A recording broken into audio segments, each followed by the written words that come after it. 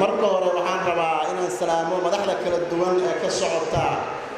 dowladda federaalka Soomaaliya wasaaradda waxbarashada hidaha iyo tacliinta sare gudoomiyaha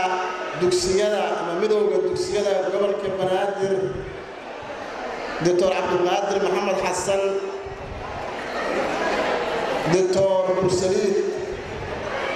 oo magaciisa caanka ah u yeeray Dr. Bursaliid ururka macallimiinta qaranka Soomaaliyeed madaxda ka socota mu'assasada dugsiga Banaadir Zone macallimiintooda maamulkooda ardaydooda iyo waalidiinta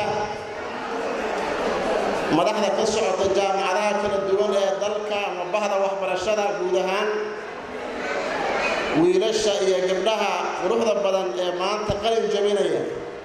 dhammaantiin waxaan ku salaamayaa assalaamu calaykum waraxmatullaahi wabarakaatu salaan kadib runtii farxad weyn ay ii tahay inaan maanta halkan taaganahay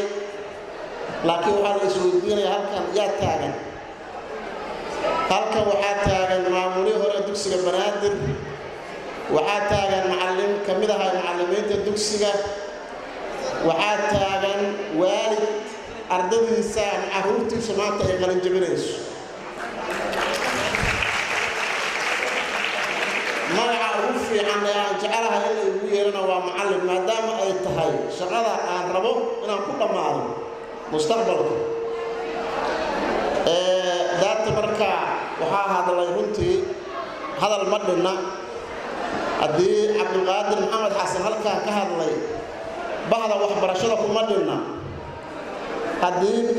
Dr. Bursaliid halkaa ka hadlana indhayargaradka ee aqoonyahanka Soomaaliyeed kuma dhinna haddii abwaan dhuux iyo qalafow halkan ay yimaadeen abwaanada Soomaaliyeed kuma dhinna haddii doctorkeena waalidka aabbaha halkan uu ka hadlayna kuma dhinna marka kaliya waxaan rabaa inaan iraahdo maanta yaa iskale maanta yaa loo xafladaynayaa waxaa loo xafladaynayaa dufcada 16aad maanta waa maalintiinii aad iyo aad baan ugu mahad celinayaa runtii waxaa aad qiiro ii geliyey macallin Xamdi Xaashi Dr. Xamdi Xaashi hadalkeedu oo dhammaan bahda waxbarashada Soomaaliyeed oo dhan hadalkooda halkan ku soo koobtay macallin Xamdi waad mahadsan tahay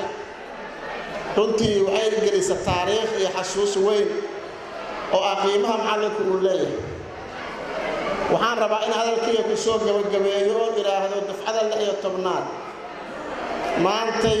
jaranjartii koobaad ayaad kor u korteen waxaa idin dhiman jaranjarooyin badan oo taraantura leh ha ku kufina waxaan idinka rajaynaynaa inaad waxbarashadiina guul ka gaartaan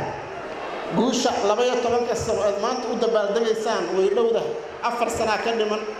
4 kala ka dhiman 2 kala ka dhiman waa 10 sano waa 8 sano waa 6 sano waa 4 sano waa 5 sano maanta waxaan hor fadhiyaa 16 sano kadib aniga maanta waxaa qalin jabinaysaa Ikhlaas Axmed Diblaaw gabadhay waxay dhalatay 16 sano jirta waxay dhalatay sanadkii dugsiga Banaadir Zone la furay maanta ardada qalin jabinaysa ka mid tahay aad iyo aad ay u mahadsantihiin dufcada 16aad hambalyo dufcada 16aad hambalyo dufcada 16aad hambalyo aad iyo aad u mahadsantihiin wassalaamu calaykum waraxmatullaahi wabarakaatuh